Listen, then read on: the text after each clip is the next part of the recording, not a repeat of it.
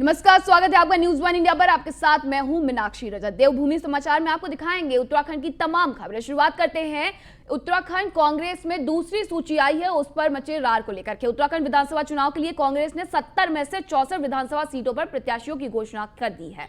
बाकी की बची 6 सीटों पर प्रत्याशियों के नाम को लेकर पार्टी में माथापच्ची चल रही है। इन सीटों पर प्रत्याशियों के नाम फाइनल करने को लेकर देहरादून के एक निजी होटल में पूर्व मुख्यमंत्री हरीश रावत, नेता प्रतिपक्ष प्रीतम सिंह और प्रदेश अध्यक्ष गणेश गोदियाल की बैठक हुई है। बैठक में कमजोर प्रत्याशियों और बची हुई 6 सीटों को लेकर चर्चा हुई है। बैठक के बाद पूर्व सीएम हरीश रावत ने कहा कि कल 27 जनवरी तक प्रत्याशियों की आखिरी सूची जारी कर दी जाएगी। हरीश रावत ने कहा कि किसी सीट पर कोई भी प्रत्याशी नहीं बदला जाएगा। उन्होंने कहा कि प्रदेश में कांग्रेस 16 सीटों पर काफी कमजोर है, जिसमें से 8 सीटों को जिताने की जिम्मेदारी उन्हें मिली है। वहीं 4 सीटों की जिम्मेदारी प्रदेश अध्यक्ष गणेश गोदियाल को दी गई है और 4 सीटों की जिम्मेदारी नेता प्रतिपक्ष प्रीतम सिंह पर रहेगी। हरीश रावत ने बताया कि जिन सीटों पर प्रत्याशियों के नाम तय कर दिए गए हैं वहां पर कोई भी बदलाव नहीं होगा। आपको बता दें कि प्रत्याशियों की घोषणा के बाद कांग्रेस में कई सीटों पर घमासान देखने को मिल रहा है। कुछ दावेदारों ने टिकट कटने पर निर्दलीय चुनाव लड़ने का ऐलान किया था। ऐसे में आशंका जताई जा रही थी कि आज की बैठक में पार्टी कुछ सीटों पर चेहरा बदल सकती है, लेकिन हरीश रावत ने साफ कर दिया है कि ऐसा कुछ नहीं होगा। जो नाम तय किए गए हैं वो ही चुनाव लड़ेंगे।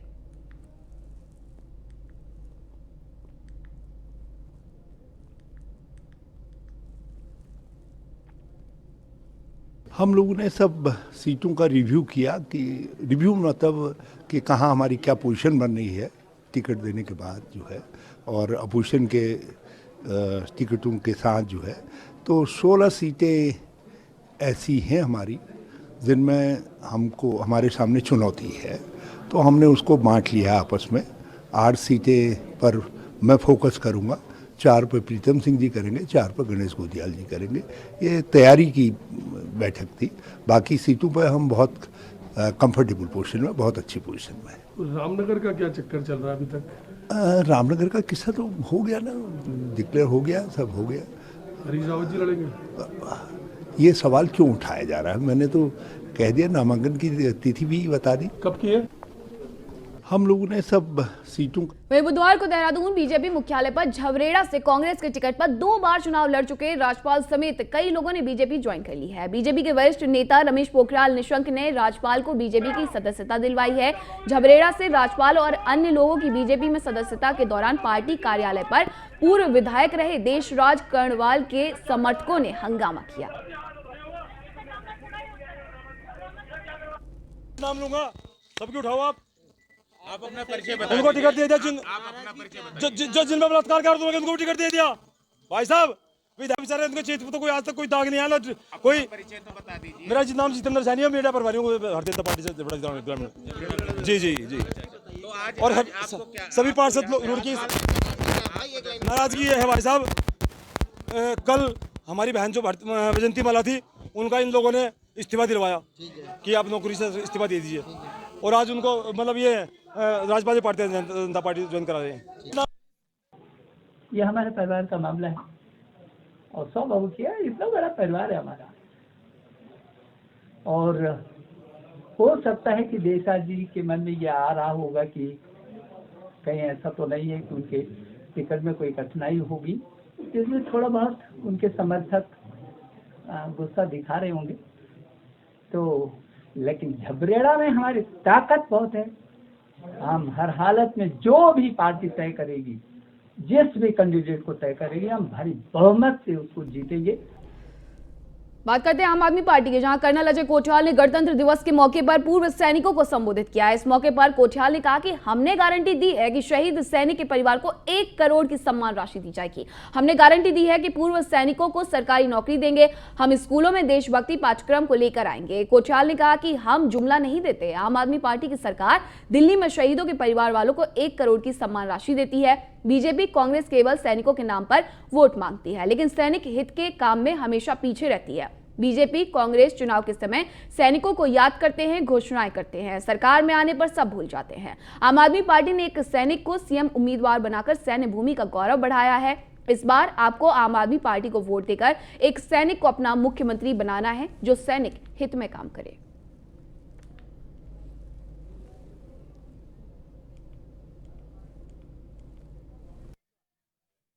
मैं आज अपने सभी फौजी भाइयों से अपील करता हूं कि 14 फरवरी को जो इलेक्शन हो रहे हैं उसमें झाड़ू के बटन को दबा करके इस देवभूमि, इस वीर भूमि आम आदमी पार्टी की सरकार को लाने में अपना योगदान दें।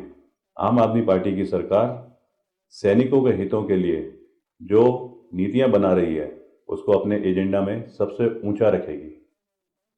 मैंने पहले देश के लिए सेवा करी, आज मैं उत्तराखंड के लिए सेवा करना चाहता हूं और उस सब के लिए मैं आप सबसे बहुत ज़्यादा उम्मीद करता हूं कि आप सब अपने और अपने परिवार वालों को अच्छे तरीके से समझा करके इस बार कर्नल अजय कोठियाल आम आदमी पार्टी को सत्ता में लेकर के आएंगे। सैनिक भाइयों को बहुत बहुत धन्यवाद। जय हिंद, जय उत्तराखंड। दिल्ली के कैबिनेट मंत्री गोपाल राय का उत्तराखंड दौरा है। पहले दिन गोपाल राय का रानीपुर विधानसभा में जोरदार संवाद। उन्होंने कहा उत्तराखंड के लोग 21 साल से बी और सी से त्रस्त हो चुके थे। उत्तराखंड वालों को ए की तलाश थी। आज ए सीना तान के झाड़ू लेकर खड़ा है। हमारी पार्टी भी ए है, हमारा कोठियाल भी ए है, हमारा केजरीवाल भी ए है। गोपाल राय ने आगे कहा उत्तराखंड में बीजेपी और कांग्रेस मजबूरी की, लेकिन आज आम आदमी पार्टी जरूरी बन चुकी है। आप आखिरी सांस तक उत्तराखंड की आवाज बन के चलेगी। उत्तराखंड से लेकर दिल्ली तक उत्तराखंड की आवाज बन के चलेगी। रानीपुर में बीजेपी और आम आदमी पार्टी में मुकाबला है। गोपाल राय दिल्ली के पर्यावरण मंत्री है जो कि उत्तराखंड के दौरे पर हैं। 31 जनवरी तक वो उत्तराखंड के दौरे पर रहेंगे। आज उनके दौरे का पहला दिन है जहां उन्होंने जमकर बीजेपी और कांग्रेस पर निशाना साधा है। उन्होंने कहा कि उत्तराखंड बी और सी के विकल्प से त्रस्त हो चुकी है।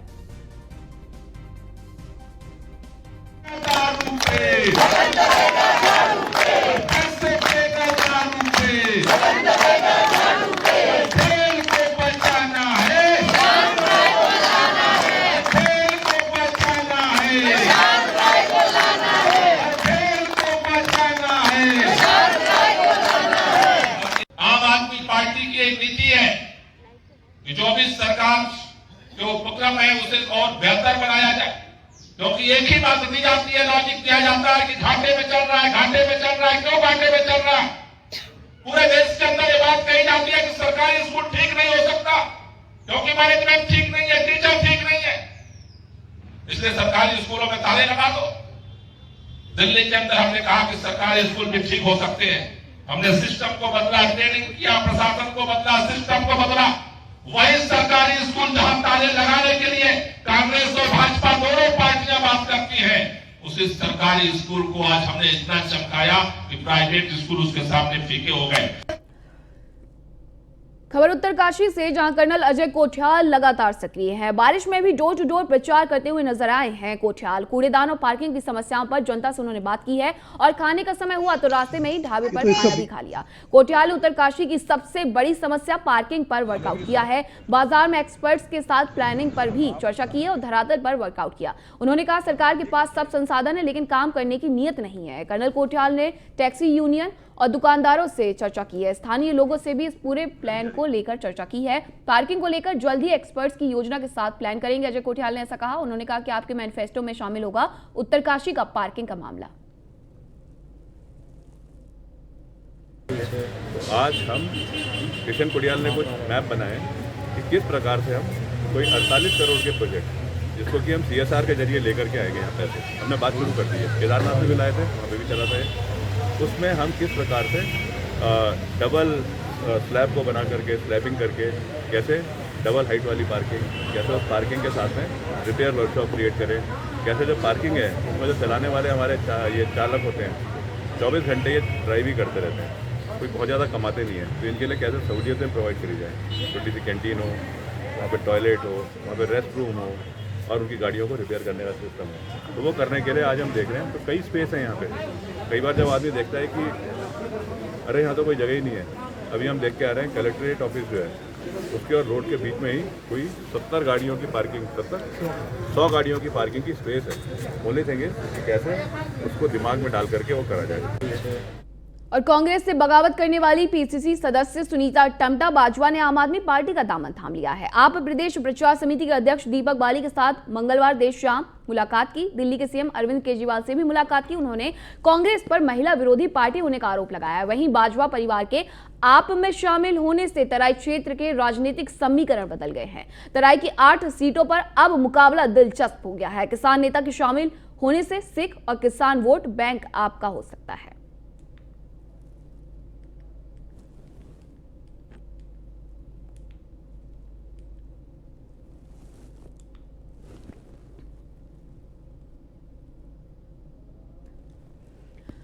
वहीं उत्तराखंड कांग्रेस में जबरदस्त टिकट वितरण के साथ ही बगावत भी शुरू हो गई है। प्रदेश में कांग्रेस द्वारा जारी दूसरी विधानसभा टिकटों की सूची को जहां होल्ड करने की चर्चाएं हैं, वहीं दूसरी सूची में आए लोगों को फिलहाल नामांकन नहीं करने के लिए भी कहा गया है। 26 जनवरी के दिन भी कांग्रेस भवन में कैंट विधानसभा में सूर्यकांत धस्माना को टिकट दिए जाने के विरोध में पार्टी के प्रवक्ता राज्य आंदोलनकारी महिलाओं के साथ धरने पर बैठ गए। इस स्थिति से असहज नजर आए कांग्रेस के प्रदेश अध्यक्ष गणेश गोंदियाल का कहना है कि जो टिकट जारी हुए हैं वो यथावत है। हालांकि कोई संशोधन हुआ तो बुधवार देर शाम तक नई लिस्ट आ जाएगी या संशोधन होगा तो बता दिया जाएगा। वहीं कांग्रेस में टिकटों को लेकर मची रार पर बीजेपी के नेता चुटकी ले रहे हैं। मैं ये कहना चाहता हूं कि ये बगावत नाम देना उचित नहीं है। ठीक है, लोग अपनी बात कुछ सीटों पर कह रहे हैं और पार्टी उनकी बात को भी सुन रही है। हमारा उनसे कम्युनिकेशन जारी है, बातचीत जारी है और परिवार की बात है, परिवार के अंदर सुलझा ली जाएगी। देखिए, आज सबसे पहले तो मैं आपके माध्यम से, मुझे एक सुअवसर आप लोगों ने दिया, मैं पूरे प्रदेशवासियों को गणतंत्र दिवस की हार्दिक शुभकामनाएं देता हूं, आप सब लोगों को भी। देखिए, जहां तक कांग्रेस का प्रश्न है, वहां सब कुछ होल्ड है। कांग्रेस होल्ड है, कांग्रेस अभी होल्ड नहीं है, कांग्रेस 2014 से होल्ड पे चल रही है। इसलिए इस प्रदेश के अंदर जिस तरह से ठंड बढ़ रही है और हमारे पूरे पहाड़ के अंदर जो है कि बर्फ़ जमी हुई है, उसी तरह मुझे लगता है कि जब चुनाव आएगा तो कांग्रेस भी जम जाएगी, पिघलने वाली नहीं हो। क्योंकि उनकी जो स्थितियां परिस्थितियां बन रही हैं डे टू डे, अंतरकलह है, अपने ग्रुप्स में कांग्रेस बटी हुई है। दूसरा क्या है कि पैसे का फ्लो का भी मामला आ रहा है।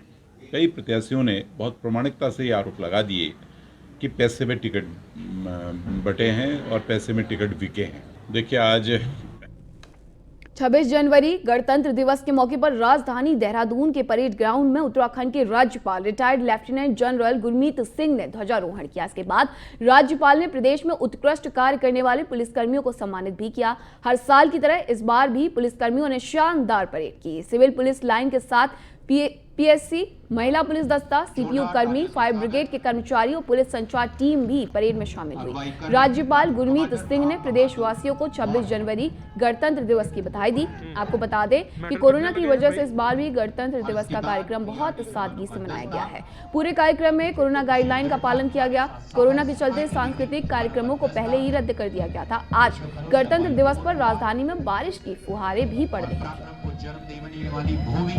पंजाब से पंजाब पुलिस के जवान का दस्ता उसके लिए शतरंजी से खतरों के खिलाड़ी नेतृत्व अग्निशमन द्वितीय अधिकारी श्री सुनील तिवारी। और देश के 73वें गणतंत्र दिवस के मौके पर मुख्यमंत्री पुष्कर सिंह धामी ने खटीमा में बीजेपी कार्यालय पर ध्वजारोहण किया। इस मौके पर मुख्यमंत्री पुष्कर सिंह धामी ने उत्तराखंड वासियों को शुभकामनाएं दी। सीएम धामी ने कहा कि राष्ट्रीय पर्व गणतंत्र दिवस को पूरा देश धूमधाम से मना रहा है। इसी उपलक्ष्य में खटीमा विधानसभा क्षेत्र में बीजेपी कार्यालय में भी झंडारोहण कर इस पर्व को धूमधाम से मनाया गया।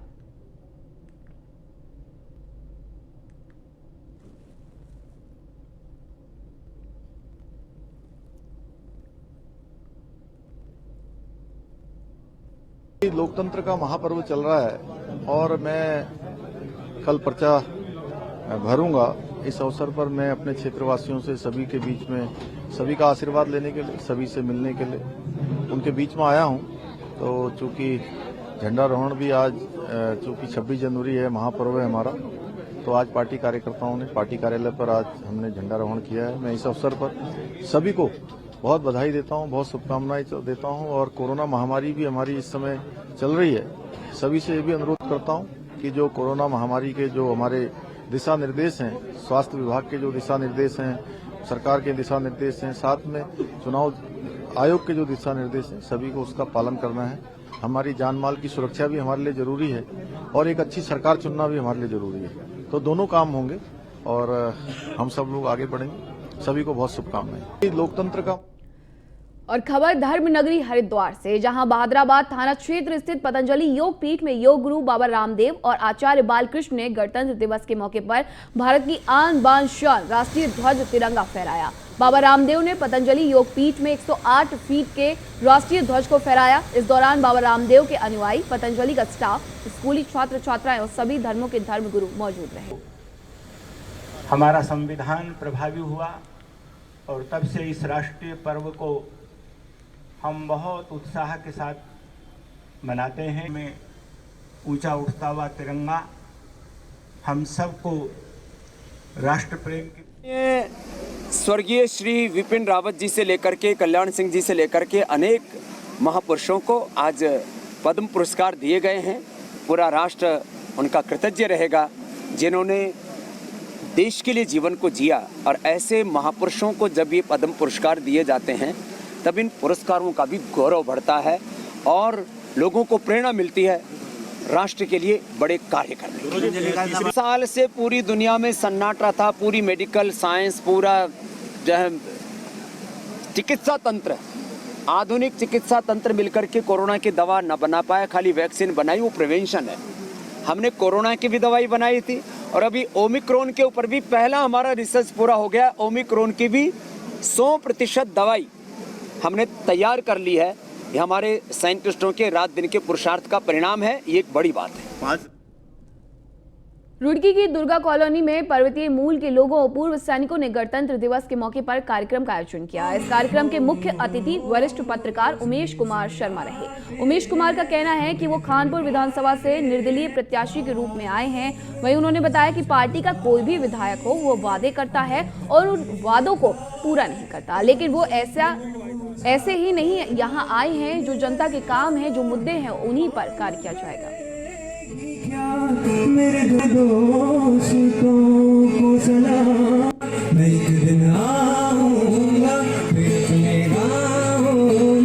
इस क्षेत्र के सभी लोग यहाँ इकट्ठा हुए और ध्वजारोहण किया।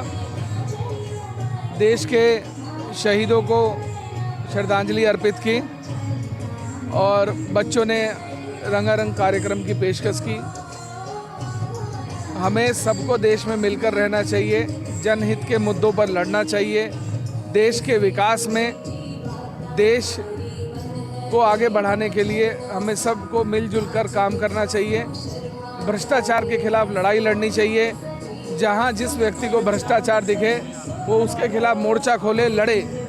जब तक भ्रष्टाचार को हम इस देश से नहीं मिटा पाएंगे तब तक इस देश का विकास होना संभव नहीं है। क्योंकि आज हम अगर दुनिया में कहीं पिछड़ रहे हैं तो सिर्फ भ्रष्टाचार के चलते पिछड़ रहे हैं।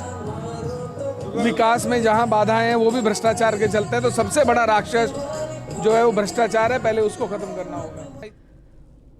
हरिद्वार के रोशनाबाद गांव की अंतर्राष्ट्रीय हॉकी खिलाड़ी वंदना कटारिया ने पिछले साल हुए टोक्यो ओलंपिक में देश का नाम विश्व भर में रोशन किया था। वंदना ने टोक्यो ओलंपिक में हैट्रिक लगाकर अंतर्राष्ट्रीय स्तर पर अपनी पहचान बनाई, साथ ही विश्व पटल पर देश का नाम रोशन किया। वंदना कटारिया ओलंपिक हॉकी में हैट्रिक लगाने वाली पहली महिला हैं। हैट्रिक गर्ल वंदना कटारिया को अर्जुन अवार्ड के बाद पद्मश्री मिलने से हरिद्वार में जश्न का माहौल है। वंदना के गांव से लेकर प्रदेश के खेल प्रेमियों में खुशी की लहर है। रसगुल्ला खिला मुझे। देखो, खुशी का तो बहुत ज्यादा माहौल है गांव में भी और जिले में भी और राज्य में भी और पूरे देश में खुशी का माहौल है। क्योंकि पिछली बार जो है अर्जुन पुरस्कार से सम्मानित वंदना कटारिया को किया गया था और इस बार जो है पद्मश्री के लिए नाम अनाउंसमेंट हुआ है। तो बहुत ज्यादा खुशी है। जैसे अर्जुन अवार्ड के लिए खुशी थी, पूरे जिले में, गांव में और जो है पूरे देश में खुशी का माहौल है। बहुत ज्यादा खुशी है क्योंकि मैं खुद ही जो है इतना खुश हूँ, कल से मैं खाना नहीं खाया, इतना खुश हूँ मैं, बहुत ज्यादा खुश हूँ। उन्होंने बताया था, उन पे भी मैसेज दिया था तो उन्होंने ही बताया था इस चीज़ के लिए। अच्छा, तो आप घर में किस तरह का माहौल है? सब खुश हैं? सब बहुत खुश है इस चीज़ के लिए। लोग बधाई देने भी मतलब बाहर से बधाई देने के लिए भी आ रहे हैं इस चीज़ के लिए। और बस ये है कि पापा का सपना था जो पापा के सामने नहीं कंप्लीट कर पाई है, वो पापा के पीछे कर पा रही है।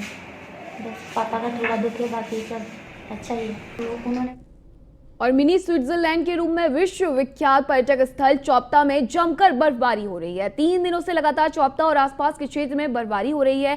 होटल, लॉज, दुकानों की छत में भी बर्फ की मोटी चादर जम चुकी है। इतना ही नहीं, चौपता के हरे भरे पेड़ बर्फबारी के कारण सफेद दिख रहे हैं। अत्यधिक बर्फबारी के कारण चौपता बद्रीनाथ हाईवे पर भी 2 दिनों से आवाजाही ठप पड़ी है। बर्फ का आनंद लेने के लिए पर्यटक कई किलोमीटर का पैदल सफर करके चौपता पहुंच रहे हैं।